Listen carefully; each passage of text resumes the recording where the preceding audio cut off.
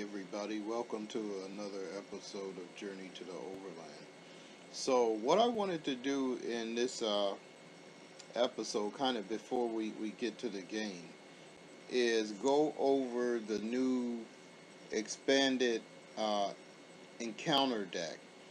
And this is something that was unlocked as part of the first Kickstarter I did for Journey to the Overland.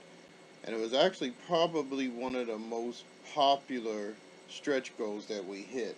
Now, it hasn't come up as a stretch goal in the Kickstarter that's running now for Journey to the Overland Redux, but if we get past our initial funding goal, it'll probably be the next stretch goal added.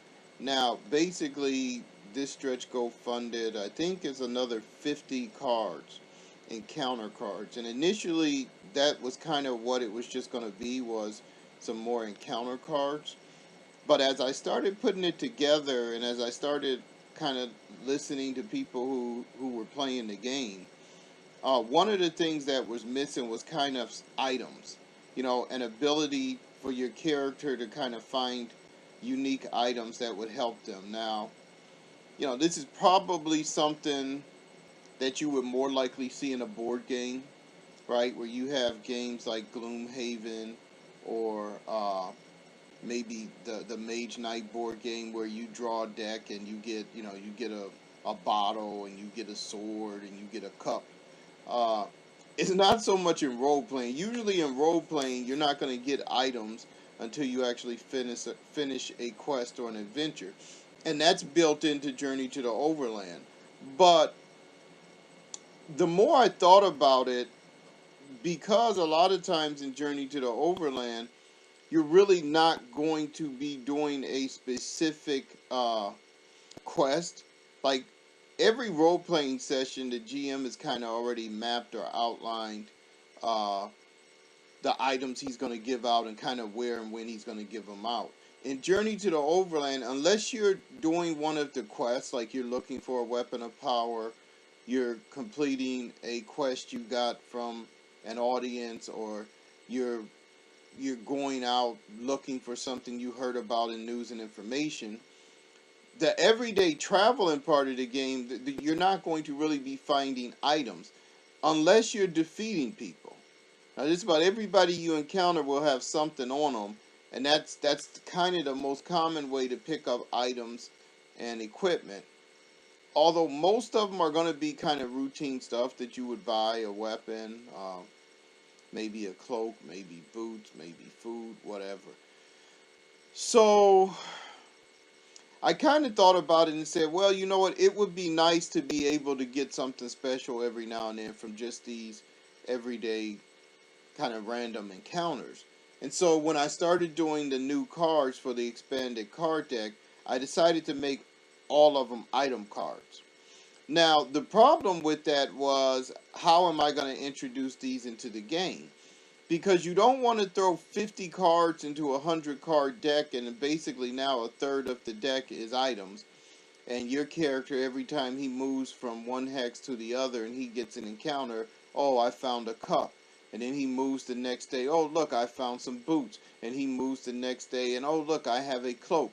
Because pretty much at the end of the week, this guy's going to be draped in magical weapons and equipment. And then it just starts to get a little silly as far as I'm concerned. Why do you need 5 weapons of power if you're just walking around, with all of these items of legend and lore on you? So I wanted to control how they got introduced into the game, and I had to give a lot of thought about that. But this is what I came up with. So I'm going to go over kind of the outline of the basic rules I've come up with for inserting these cards into the game. And I'm going to start reading here. The item card deck is an optional expansion for the Journey to the Overland solo tabletop role-playing game. In normal games of Journey to the Overland, characters acquire items through game plots, encounters, and defeating NPCs in combat. However, using the optional item card deck, characters can acquire more powerful and unique items other than those normally found on a defeated NPC or given out for a successful assignment. So that's pretty much everything I just told you guys.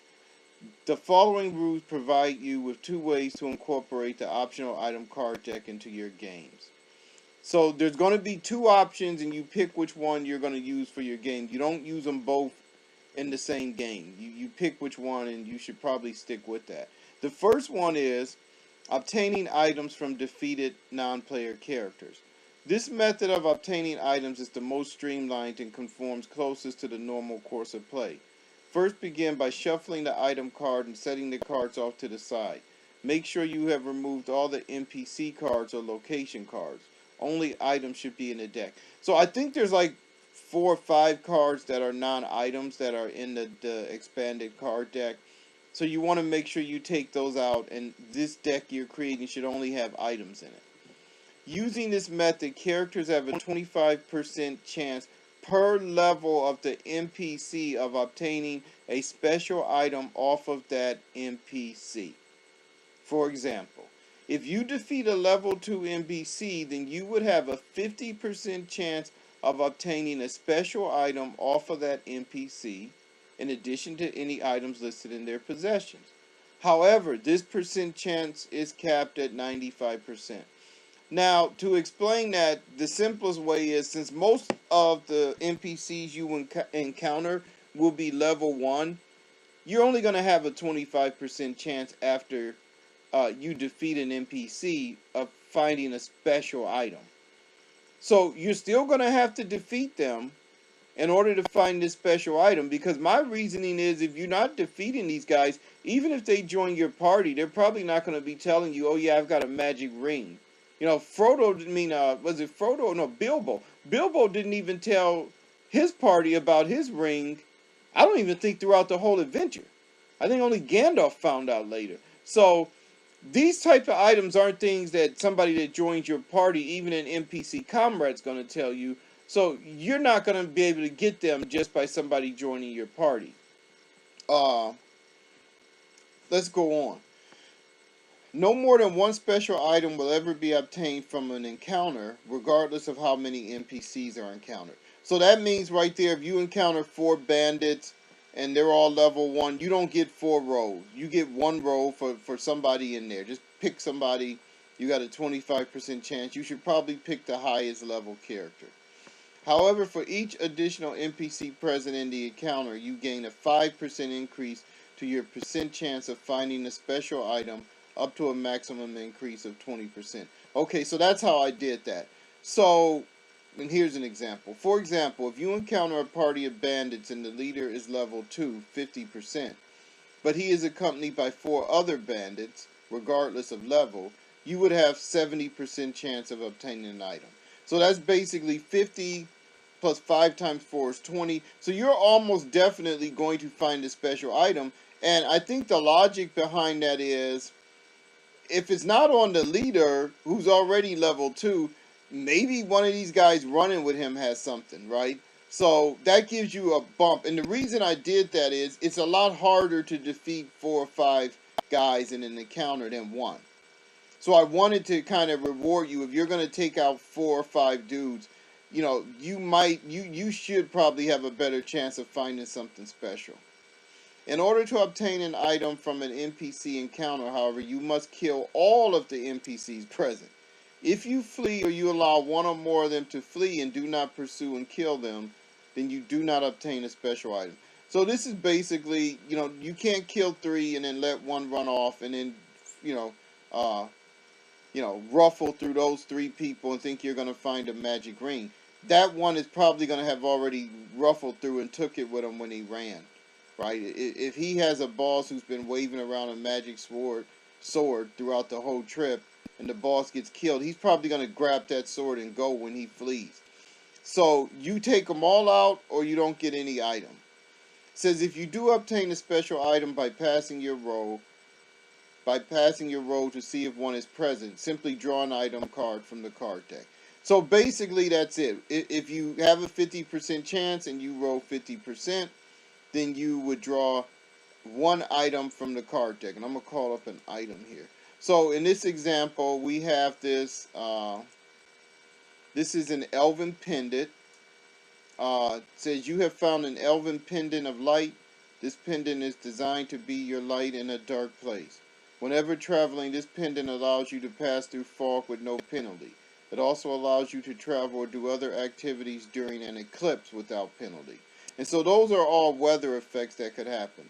Finally, whenever you get lost, instead of rolling in a random direction for where you must go, you can go in the direction you just came from. You still must roll to see how many hexes you go back in that direction. And that's very important. I mean, that's almost huge.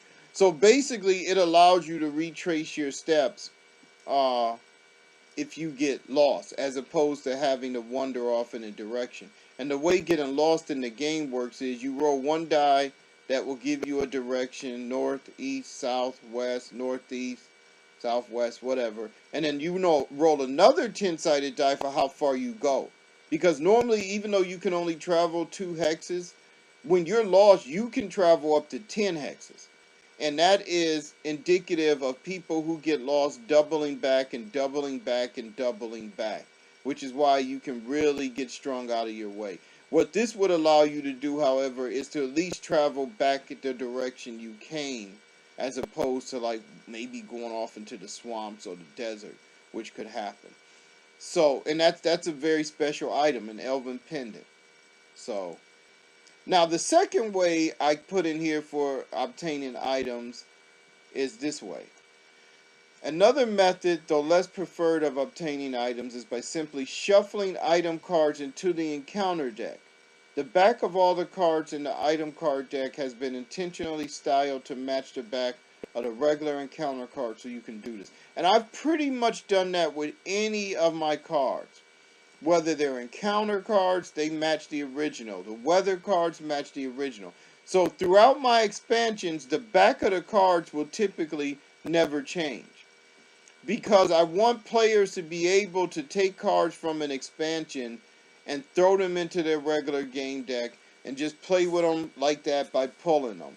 So I didn't want to have like green backs on one set and yellow backs on another, because when you pull it or you're about to have an encounter, you would know that it's from that series, and you'd say, oh, that's a yellow card, that's from the Overland Arena deck. I'm not going to travel today because I know all those cards are bad, or whatever. Or you would travel because maybe you know all those cards are good, so you're going to all of a sudden now try to have an encounter. So I made all the backs the same. Now the fronts are not the same. A lot of the fronts will have different color borders depending on the module or supplement they go to. Using this method, player characters will obtain special items at random as part of a normal encounter result while traveling. If an item card is pulled when an encounter occurs, then it means your character has stumbled across and found that item, and the encounter ends. So this is what I was talking about. You're basically getting an item card just by bumbling into it, because they're mixed into the deck. However, the ratio is going to be very small. And that's what I say next. However, because of the uniqueness of the item cards, no more than 1 item card per 10 cards in the encounter deck should be included. For example, if your encounter deck has 70 cards in it, then no more than 7 should be item cards. This will ensure characters are not loaded up with special items that significantly alter the gameplay. So that's not bad. 7 cards out of 70, you basically have a 10% chance when you do have an encounter of finding a special item. And I mean, that's probably too high as far as just finding something lying on the ground, which technically is what you're doing by drawing them out the deck. So I definitely prefer the first method, where you're really getting them off of people you've defeated and the percent chances based on their level. Because that way, say you fight a level 4 character, you're almost guaranteed to get a special item. But like in Journey to the Overland, level 4 is about as high as they get. Right? I think the Dragon Valron is level 4, maybe 5. But even a level 3 character gives you a 75% chance, which makes sense because that's probably how they got to be level 3 or 4, is through special items. So let's get to the third and last part of this. Item card limits. No matter which method you use for incorporating item cards into your game, there is a strict limit on the amount of item cards a player character can have at one time. This limit is based on the character's level. All level 1 through level 3 characters can have no more than 3 items at any one time. If a level 1 through 3 character obtains another item that would put them over their limit, they must discard an item card they have to keep it. So what that basically says is, if you're level 1 through 3, your character is, and that's based on how many experience points you have, you can never have more than 3 items. And this is no matter which method you use. So even if you're using the first method where you're slaughtering party after party of high level characters, you still can only have 3 if you're still level 1 through 3. Okay. As you get to level 4 through 7, characters can have no more than 5 items. Right? And it says all level 7 and up characters can have no more than 8. You will probably never see a level 7 character in Journey to the Overland. Alright, you will probably never see that. I don't even know if I have level 7. I think it's listed somewhere in the rules. But, I think that's like 1,000,000 experience points. But, this is old school role playing. Like, there's none of this, level 16 modules and stuff in this game. If you get to level 5 or 6, you're pretty high up. But, anyway, level 4, you can basically walk around with 5, which is going to make you pretty powerful. I mean, that's like having 5 weapons of power. Now, not all of the items are actually special.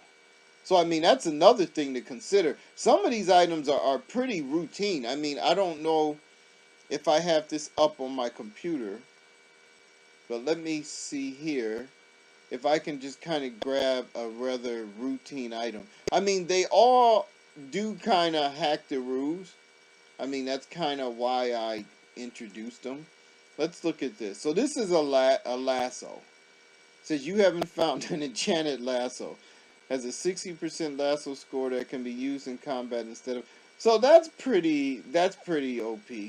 Right? You can just lasso one of your opponents. Let's see here. What is this, a sling? This shouldn't be too high powerful.